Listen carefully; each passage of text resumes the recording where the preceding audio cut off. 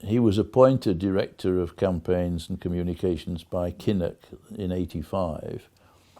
And he called me and said, I've never run a press operation and I need somebody who knows how to run a press office, which is what I'd done at the NUT and been a journalist.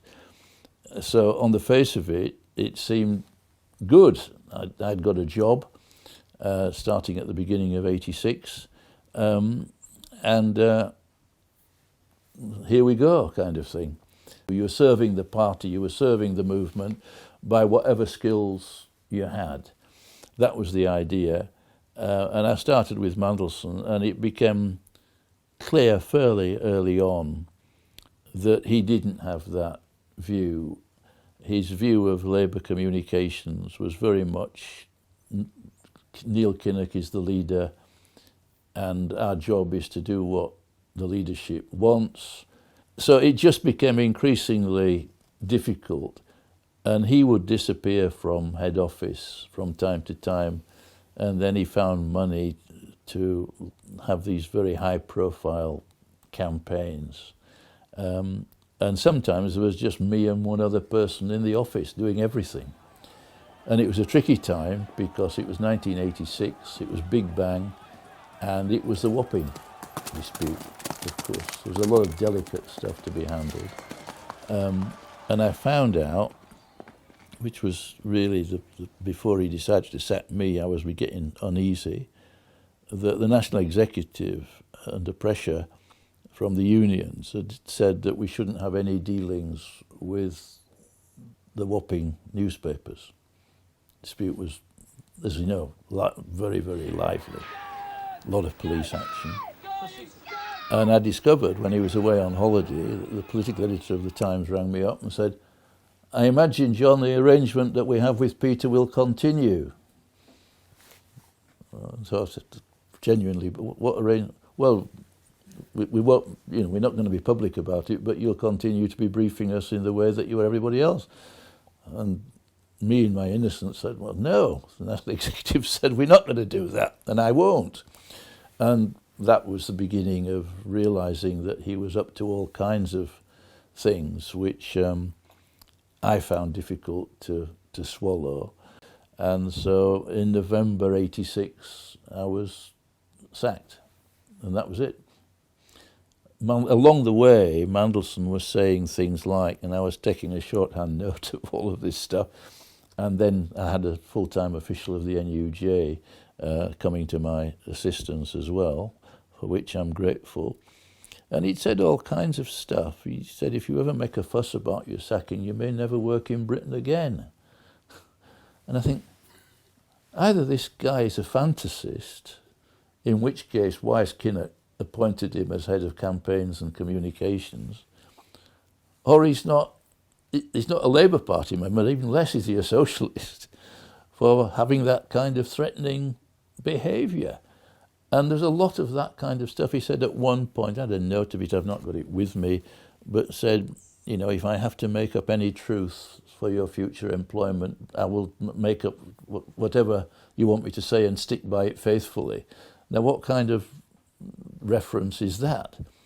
And then in '99, a pal of mine called and said, have you seen the new book on Mandelson? And I said, what new book? He says, it's a guy at The Independent, Donald McIntyre. He's written a book about Mandelson.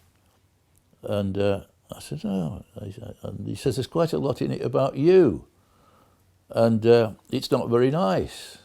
But essentially, it was stuff that Mandelson had fabricated to get me sacked from the Labour Party 13 years before.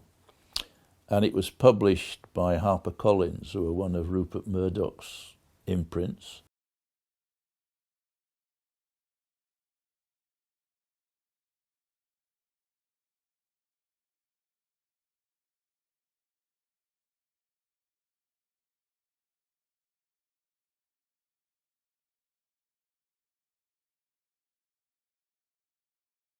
I had this mischievous idea of running in the general election in Hartlepool against Mandelson.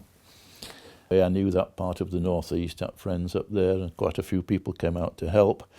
And I only got just over 400 votes. But the important thing to me was to make the point. And of course, Mandelson made his famous declaration that I'm a fighter, not a quitter. And of course, I said, he won't be here at the next election, he'll quit, which is what he did. He went off to Brussels and got a job as a European Commissioner, and that was it.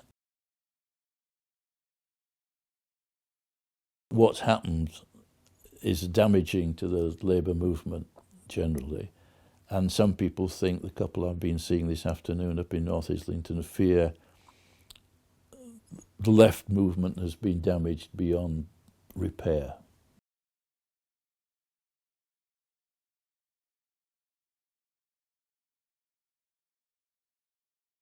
I mean, I only saw the beginnings of it when I worked closely with him. And I say, I'd gone in to work for the party to use whatever professional skills I had to support the party and the movement and the members of the movement.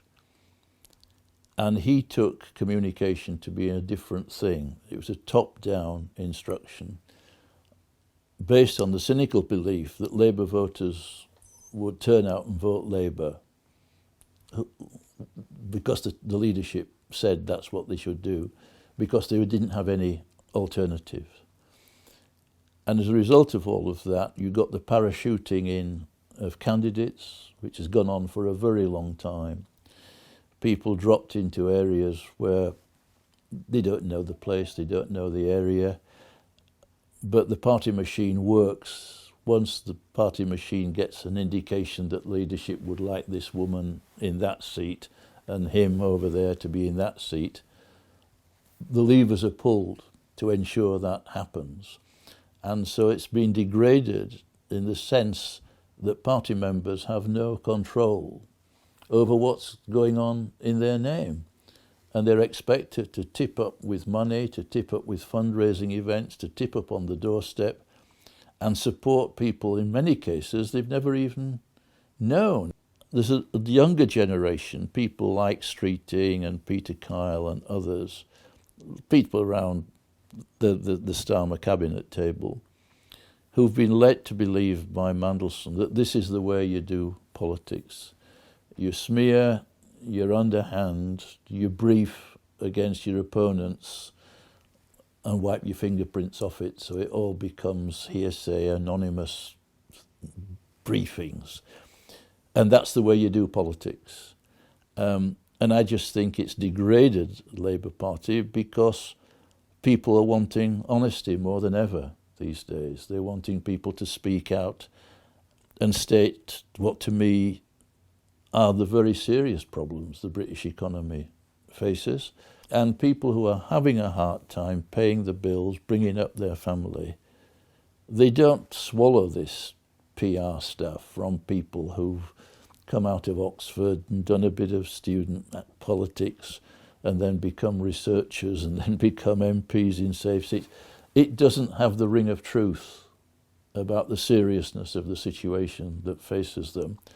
And in that sense, the whole political process of participation and democracy has been degraded, not solely by Mandelson, but he's been a major influence on that.